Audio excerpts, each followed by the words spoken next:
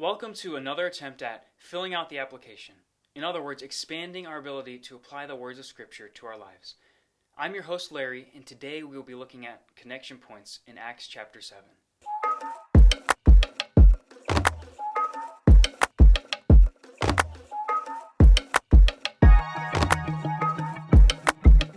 Stephen may have started out helping to manage the compassionate ministry of the early church to the widows, but we are soon told in Acts chapter 6 verse 8 that he performed great wonders and signs among the people. When opposition arises against him, it turns rather intense, probably for two reasons. First, Stephen was a Hellenistic Jew who would have been less well regarded by some in Jerusalem. And second, we're told in verse 10 that he argued circles around the opposition every time they tried to debate with him.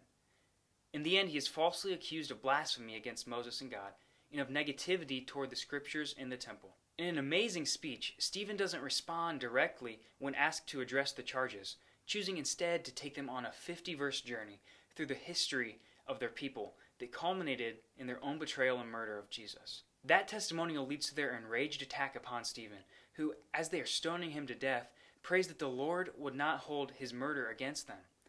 In the death of this Hellenistic Jewish Christian, the first to lay down his life for the sake of his faith in Jesus, he echoes the words of Jesus on the cross, both in his prayer for their forgiveness and in his prayer that the Lord would receive his Spirit. It's a heart-touching narrative, but I want to look at one little moment within his history of Israel, found in verse 25, where after describing Moses' murder of the Egyptian who mistreated an Israelite, Stephen says, Moses thought that his own people would realize that God was using him to rescue them, but they did not.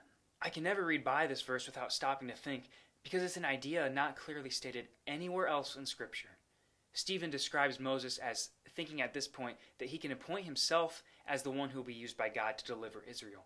And maybe that wouldn't be surprising considering the miraculous circumstances that led to him being adopted into Pharaoh's household. The people didn't buy into it though, and he ran away into exile for years. It's a few verses later that Stephen describes the moment, all those years later, that God appears in the burning bush to tell Moses that he had seen the oppression and heard the groaning of his people, and would now act to set them free by sending Moses back to them in Egypt. In Stephen's unique fashion, he contrasts the failure when Moses calls himself to be the means of his people's deliverance with the divinely empowered success that came when God called him to do the same. These few verses always remind me that we may see the need for God's people to act in the hurts and the needs around us, but in the end, we must still prayerfully be led by him if we are going to find the most effective path to making a difference with our journey of discipleship.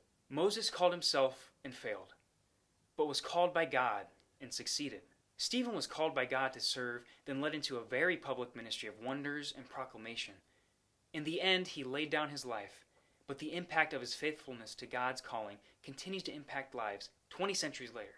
We too, like Moses and Stephen, have to be led to our best path of servant discipleship.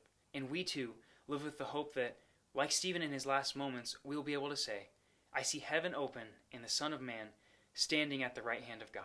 That's enough for this week. Let's go be active disciples who don't just read the Word, but live the Word.